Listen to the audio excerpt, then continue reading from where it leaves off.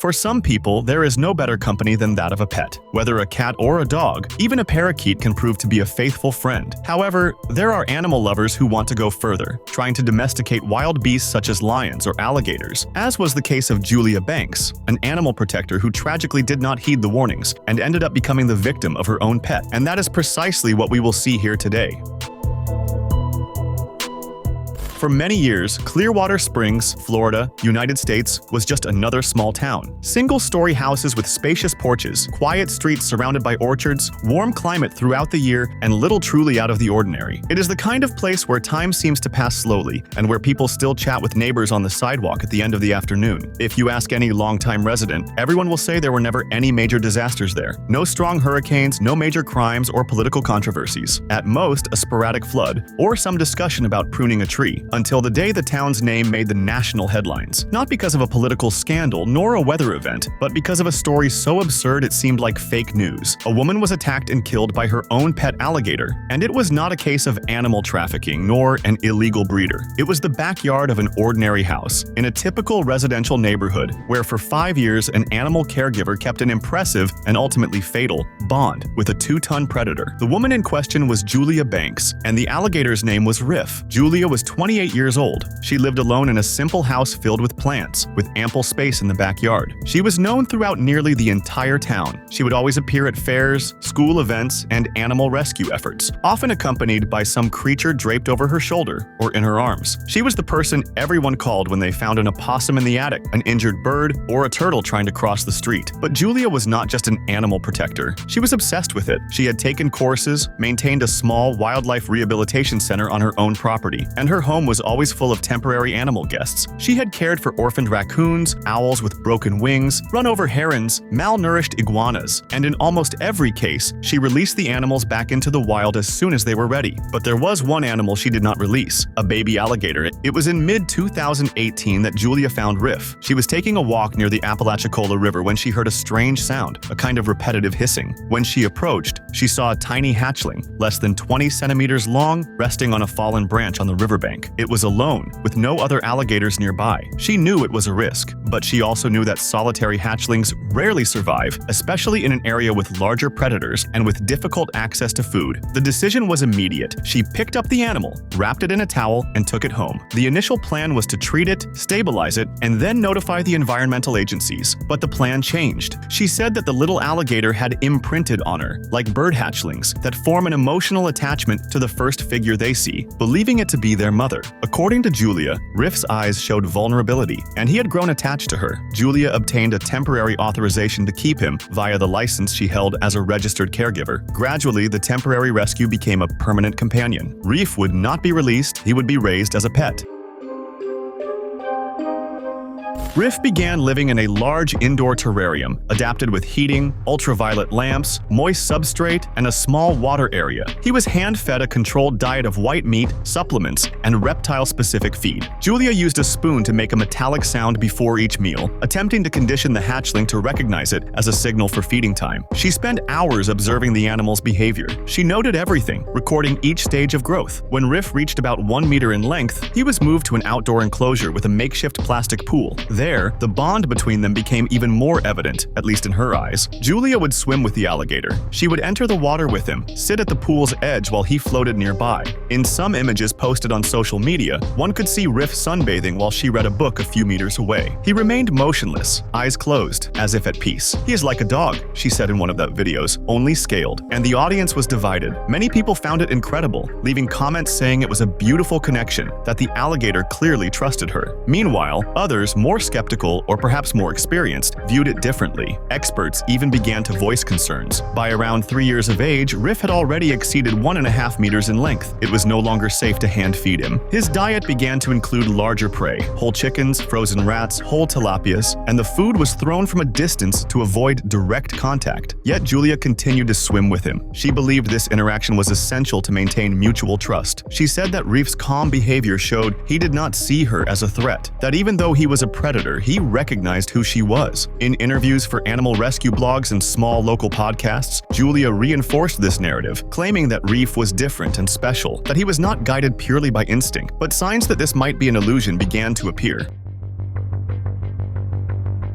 In 2022, the Florida Fish and Wildlife Conservation Commission received an informal complaint. One of the officers, Kenneth Lyles, with over 15 years of experience, went to Julia's house for an inspection visit. What he found made it clear that the situation was out of control. Riff was already over 2.5 meters long. The enclosure, though well built, was no longer proportionate to the animal's size, and most importantly, Riff's behavior had changed. Kenneth observed the alligator for a few minutes and described its posture as vigilant. He did not seem relaxed.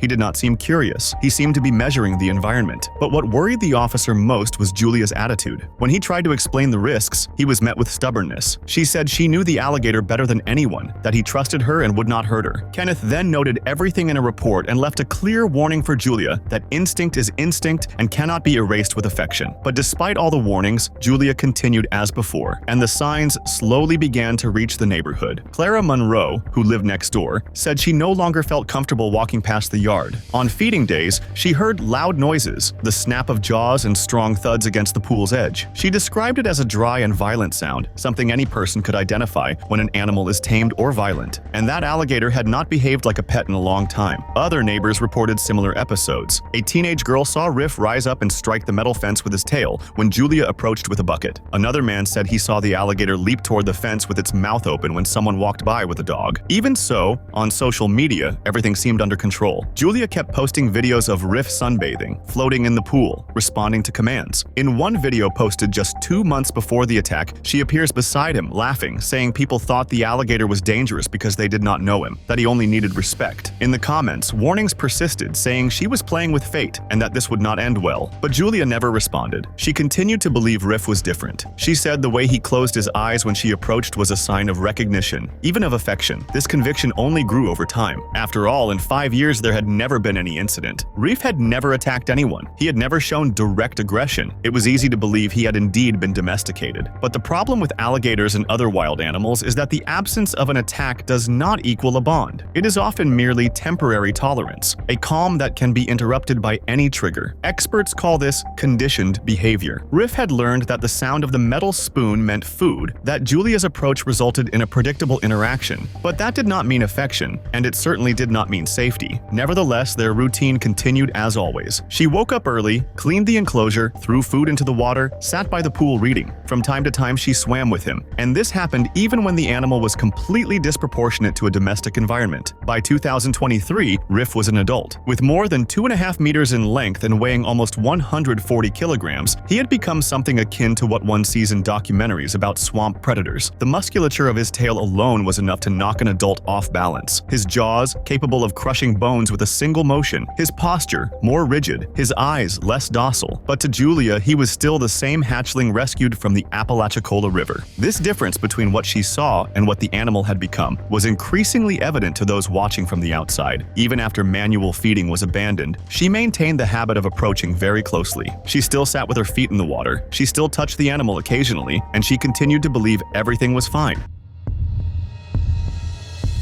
2 months before the attack, a team from the Wildlife Commission returned to the site. They received new complaints, this time that the animal was behaving more aggressively. During the visit, the officers noted that Riff responded with sudden movements to human presence. He was more reactive. He did not attack but kept his eyes fixed on anyone nearby. The report stated that Riff's behavior was no longer compatible with a domestic environment. But once again, Julia disagreed, saying he was just stressed, that she knew him and could read his signals, insisting everything was under control. But she was mistaken. Days before the attack, Julia posted the last video with Riff. She appears sitting on the backyard ground, legs crossed, with the alligator a few meters away. He is partially submerged, only his eyes and the top of his head visible. She smiles at the camera and says that many people are afraid of him, but fear is born of ignorance, that if people observed more, they would understand Riff was gentle. She did not know that in a few days all of this would collapse.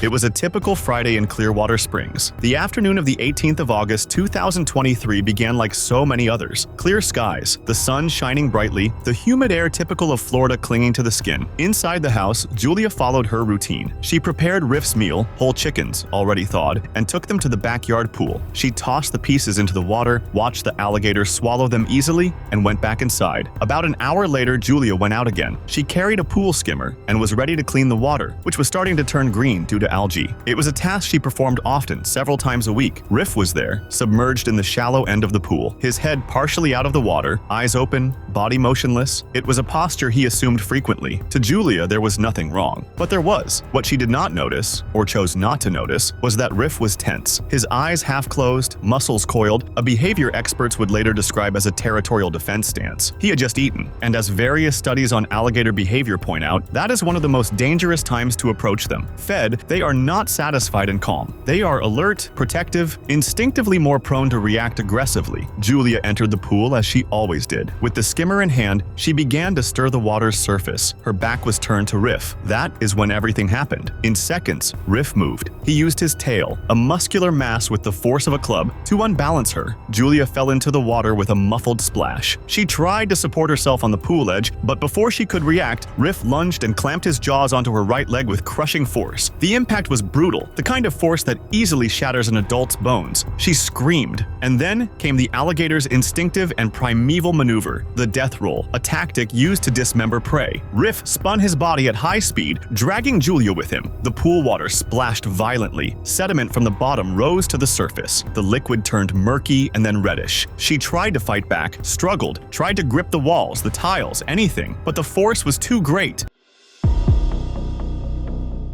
Next door, Clara Monroe was tending her garden. It had been a quiet afternoon until then. The sudden noise caught her attention. She first heard the sound of agitated water, then the screams, loud, desperate. Clara dropped her tools and ran to the fence. What she saw on the other side was something she never imagined witnessing. Julia was in the pool, half submerged. She screamed, cried, tried to free herself. Riff was pulling her by the leg. Each time she resurfaced, a new muffled scream, gagged, stifled. Then he spun her again, and she disappeared under the water for a few seconds. Clara froze. She only reacted when she noticed Julia surfacing less frequently. She grabbed her phone with trembling hands and called emergency services. An alligator is attacking a woman. Please, she's not moving. That was all she could say. Sirens arrived quickly. Florida fish and wildlife vehicles and ambulances flooded the quiet street. Climbing fences, they ran to the back of the house. They found the pool dark and turbid, a trail of blood floating on the surface. Riff was still there, hovering over the deep end. When the officers approached, he submerged. Using long poles with hooks, the agents tried to push him away.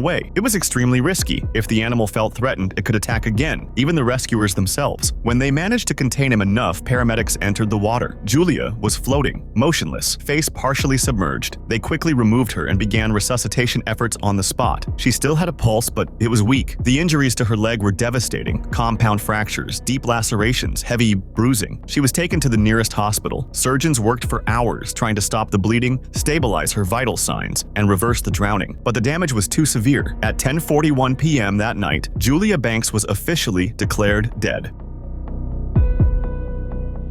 Julia Banks's death left Clearwater Springs in shock. The town, so accustomed to a predictable and peaceful routine, was engulfed by a wave of emotion combining sadness, disbelief, and silent guilt. In the days following the attack, neighbors gathered for candlelight vigils, laying flowers and photos of Julia smiling, many of them taken with Riff when he was still small. Residents recalled her visits to schools, environmental conservation lectures, and touching animal rescue efforts. The entire town knew someone who had been touched, directly or indirectly, by her dedication. But alongside the tributes came debates. Many wondered how this had been allowed. How could a caregiver, no matter how passionate and experienced, keep a predator over 2 meters long in a residential backyard for years? And why were the warnings, clearly issued, not taken seriously? The Florida Fish and Wildlife Conservation Commission confirmed that Riff was euthanized that same weekend. After being tranquilized with darts, the animal was removed and subjected to the standard procedure in human fatality cases involving wild animals. Experts from various fields gave interviews, emphasizing a point many still prefer to ignore: instinct cannot be erased with affection. Herpetologist Marcos Lanningen stated that it is impossible to domesticate an alligator. You can condition responses, but you do not change what it is. Dr. Leah Torres, an animal behavior specialist, was even more direct, warning that love does not remove instinct and affection does not cancel danger. In the end, Julia was not negligent out of malice. She truly believed that the bond she created with Riff was stronger than biology, that he was an exception, and that, precisely that, is what makes her story so powerful and so tragic. Her name today carries a warning that cannot be ignored, that to love wildlife is also to know how to respect it from a distance. Don't forget to subscribe so you can watch more videos like this.